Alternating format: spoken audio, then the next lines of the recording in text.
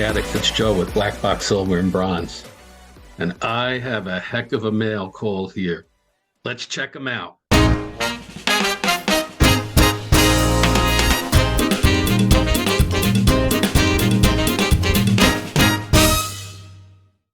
All right, comic addicts, I got everything unpacked and ready to share with you. The reason I have this big stack of comics was I recently took a trip across country. My eldest son graduated from college in California. And so I hopped in my car and head out there and back. And I had held mail. So when I got back, I had all the stuff that I had purchased previous stacked up and ready to go. So let's get into it. The first thing I'm going to share with you is this awesome comic book here, which is Dark Horse Presents #1, and it's in a 9.8. And this is the first appearance of that character, Black Cross, as well as Concrete. So it's a double significance.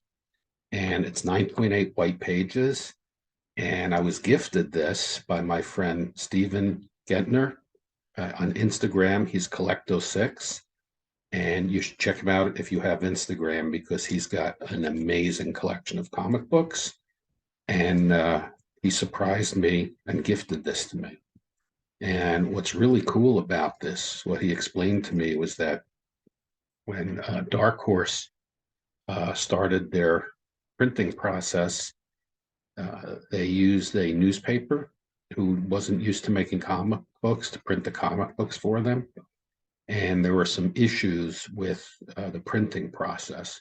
So it's kind of hard to find comic books from the early days of Dark Horse that have white pages and are in good 9.8 condition. So thank you, Stephen. Really grateful for that.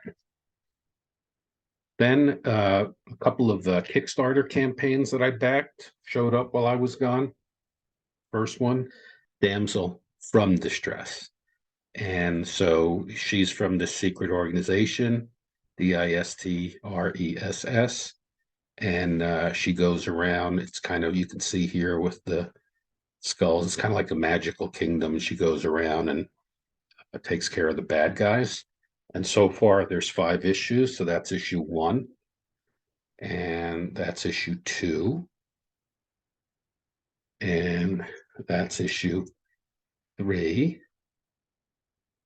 And here's issue 4. And here's issue 5. I got in on it late, and so I did the catch up and got all 5 issues. It looks really fun, and I like, backing creators. It also included this cool, I don't know what you call this. It's a card with a picture of the damsel from distress in it. So that was really cool. And another comic I was backing was one called Arthur, the Legend Continues. And this is volume 2. I had volume 1. I really enjoyed it. And so they're coming out with a volume 2 now. And so I hopped on that. And here's Arthur, the Legend Continues, volume 2, issue number 1 and issue number 2. And it's a 3-part series. And I enjoyed the first volume. So I'm looking forward to reading that. And then the third Kickstarter that I backed, and I don't know if it was Kickstarter or the other one, but these self-published books, is this one from Jay Stevens. It's called Dwellings. Now he's up to issue number 5. This is issue number 5, and I really enjoy it. So I always try to get in on these. I have all 5 issues, and I'm really looking forward to sitting down and reading through this one. And so what he does is, this is horror stories. He tells horror stories, but he draws it in the style of the Harvey kids comics. And so as you can see here, it looks like a Harvey's kids comic, but it's a horror story. They're really great. And he ages the comics and the pages to make them look like they're old. And the stories, they're fun. So this is issue number 5. And one of the things that he does So I was really surprised when I received this, because one of the things that he does is he draws some very limited edition variant covers, and then he'll, randomly choose people to receive them. And one of the covers that he's been doing ever since the beginning was an EC variant, and it's very limited run. I'd have to look it up. I don't know how many of he does, 50, 100, something like that, maybe less. And I've never won one. Hello, everybody. This is going to be the exciting draw for one of the EC variant covers for Dwellings Volume 5. The winners' names are in this mask. Are you ready? And Joseph Lyons. Congratulations, folks. And thank you, all the backers. See you next time with Volume 6. But this time I did. So this is the same comic, but this is the EC variant cover. So I thought that was really cool to receive this. Now, I was just totally surprised when I opened it up and I got that happily. So what else did I get? Well, this is a U.S. Navy in action booklet from 1942. The art in it on the cover and throughout is by a fellow named Charles Rosner. The cover has a beautiful wraparound cover. And basically, it tells the story about the U.S. Navy from sources available to the public. It's got pictures on almost every page and a little description about what's going on. And this was to support the war effort. And the reason that I found out about this was because when I was on my trip to California, my son and I went into a antique store in Paso Robles, and I found an issue titled U.S. Sailors in Action. I'll drop a picture in right here. And he and I were like, oh, we got to get that. So I got that. And that was called U.S. Sailors in Action. I posted that on Instagram, and my friend Steven, Collecto6, he contacted me and sent me pictures of a bunch of ones that he has, which were similar to it. He had U.S. soldiers in action, U.S. flyers in action, and Pass the Ammunition. So he sent me a picture. I'll put that in here. And so when he sent me that picture and I had U.S. sailors in action, I went looking for the ones that he told me about, and I didn't find them, but I found U.S. Navy in action. So now I've got U.S. sailors in action and U.S. Navy in action. They're really cool. They tell the story about what's going on in World War II, the different services, and this was a means to help aid the war effort. So my other one ends like this, and this one ends like it. Probably Stevens do as well. It says, boys and girls, you can help build more ships so the U.S. Navy can defeat our enemies sooner, and you can save money too. Buy defense saving stamps regularly, on sale at your post office and elsewhere. So really cool. I'm going to keep my eye out for the other ones. Another cool thing that I got just recently came in the mail was this comic book. It's magazine sized, and it's called The Flames of Gyro. And this is from 1979. Like I said, it's magazine size. It's black and white interior art, but this was the very first comic book that Fantagraphics Comics published.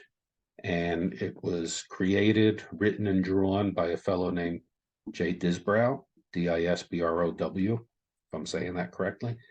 And it's in the style of Flash Gordon and Buck Rogers. And so I've paged through it. It looks pretty good. The art's decent. It's very dark, inked. But it definitely looks like, sci-fi from the 50s. And look at that rocket ship right there. Definitely looks kind of like Flash Gordon, Buck Rogers. I did see one spaceship as I was paging through here, which this one right here. And I was wondering, does that look like the spaceship from the Battlestar Galactica TV show or Space 1999? I think it looks very similar to one of those. I'm going to drop those pictures in and we can compare.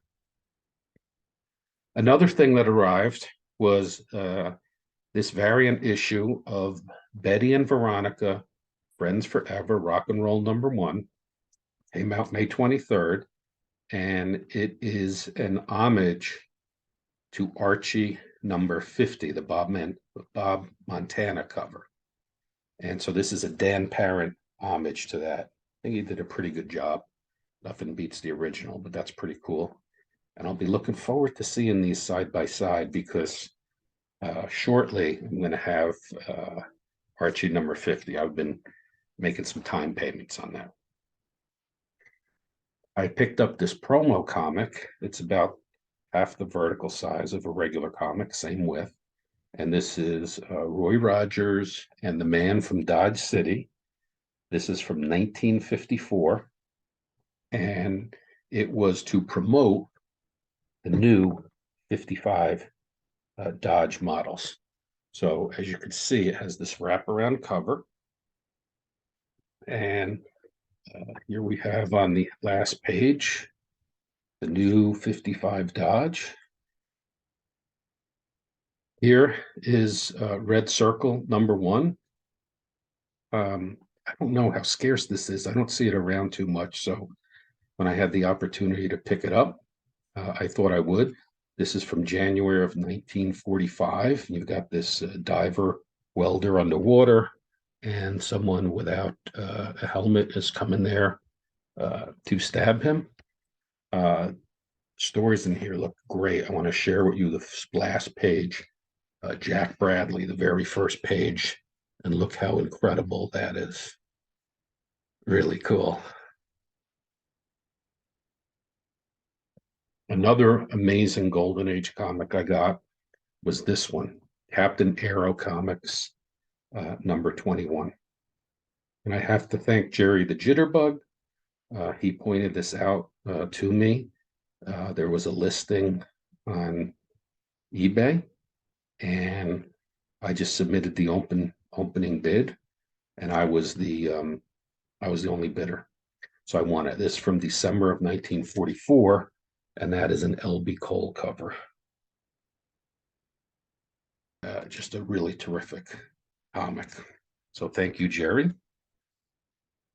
Another comic I picked up, this one I've been searching for a long, long time, but it was always just too pricey for me. I found one that was affordable, in good condition, and it's called Secret Voice, or The Secret Voice.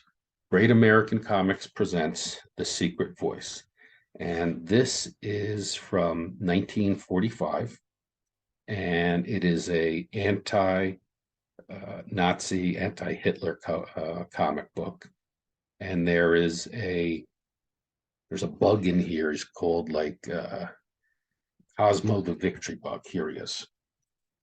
And he's the secret voice. And so Hitler does appear in here. Here's how they draw him in here. Kind of a little, his hair is a little bit longer than we usually see, but he battles with the Victory Bug. And so something that's interesting about this is that there was supposed to be a second comic book called The Post-War Plan. And so there's an advertisement for it here where you could pre-order it. And to the best of my knowledge, it doesn't exist. I've been looking for it and can't find any reference to it anywhere. But that's The Secret Voice. A few more great comics to wind this up. I was able to finally snag Johnny Quest from Gold Key, 1964. And the significance of this is that this is the first comic book appearance of Johnny Quest. And so this one has a little bit of a printing, miscut. There's no spine roll to it, but that blue should have been on the back of the cover. So I think because of that, I was able to get it at a little bit of a more affordable price. This can go for several $100s in higher grade. Also, it's got some, color break increases, but really happy to have that. I love Johnny Quest. I love the TV show when it was on, and I have the Comico run. There were 31 issues from 1 to 31, and I'm really close to finishing that one up. So I was really happy to get this one. This one has been on my hunt list for a while. So I found, like, if you just keep waiting, you keep looking, um, eventually you find one that's, in your price range and condition. Sometimes some of the comics, though, if they're scarce, you just got to jump right on them. Not the case with that one. Here is Showcase number 14. I love this purple cover. I love the what do you call that? The timer, the sand timer. What is it called? I can't remember. Showcase number 14 from June of 1958. And so this comic book does have some significance to it. And it's got three things that are significant. So, first of all, it's the fourth appearance of the Silver Age Flash. Fourth appearance of the Silver Age Flash. Secondly, it's the first appearance of a character called Dr. Alchemy. It doesn't say it on the cover, but there's a character in here named Dr. Alchemy, and it's his first appearance. And lastly, this comic book has a additional special significance that most showcase number 14s do not have. And the significance of this one is that it is signed by Julia Schwartz. So I was so thrilled to get this one. It's an extremely low grade. It's the spine is taped. Everything is complete.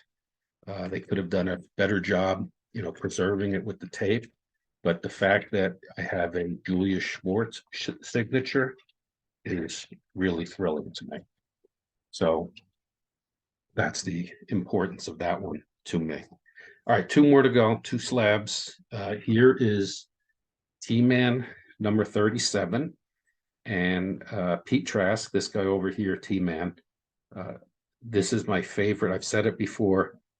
This is my favorite comic of the Golden Age. I love reading these stories. And so I have a reading copy of this and the slab copy. I'm trying to put together a complete run of this in mid to high grade slabs. So like everything 5.0 and above is what I'm shooting for. And I think I've got about 2/3 of them. This one is from October of 1956. It's issue number 37. It's the second to last issue. So there were only 38 issues. This is the second to last issue.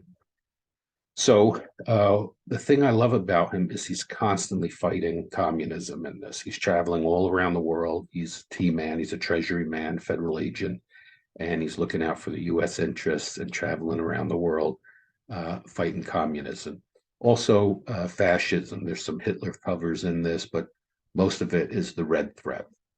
So I was really happy to get this one. And there's only two on the census. So there's this one and there's a 6.0. So only two on the census and not much higher than this. So pretty stoked to have that one. And the last one is a really great comic that I have been looking for several years. And it has eluded me. Every comic store I go to, I look for it. Every convention I go to, I look for it. And I finally saw a copy on Instagram. And I asked the guy, Bill, and I said, "Hey, is this for sale? Is it for your personal collection?" And it was a raw copy. He said, "I'm sending it into CGC. I already have a copy, and I'm going to sell the lower copy." So I was able to strike a deal with him. So happy to have this one. This is Pep Comics number 125. And it's in a 4.5 and it presents very, very nicely. Over here in the red, you see a few color breaking issues, and along this side, you see some sun fading, but really the bulk of the image is so great. And it's just one of those really funny innuendo covers. And the trope, or I should say more, it's more of a trope than an innuendo, but the trope of like thin ice and the skaters falling in. And so Veronica says, Archie, how did you come to fall in? He said, I didn't come to fall in, I came to skate. And this happened. But this is from January of 1958. And there's a homage cover to this, which I also have from December of 2009. It's called Hack Slash, and it's issue number 28. And it was a Dan Parent homage to this. And it's just really a cute cover where, she's bending over and her skirt is popping up a little bit. And the Pep comics, um, there was a time period in the middle where they looked like this, where they had this bar down the side with the floating heads. And those are my favorite ones. There are so many good covers in that run that I particularly liked. But this is the best one. I've been going on and on about it because I'm so happy to finally have this one, and it's such a nice presenting copy as well. So, Comic Addicts, that was my haul. Which one did you like? I think I got some pretty good ones in that. It was really fun to come back from my vacation and get the held mail and just dig in there and see what, reminded what were the things that I had purchased. So uh, comment below and let me know which ones you think are good. All right. And I'll see you next time. Bye bye.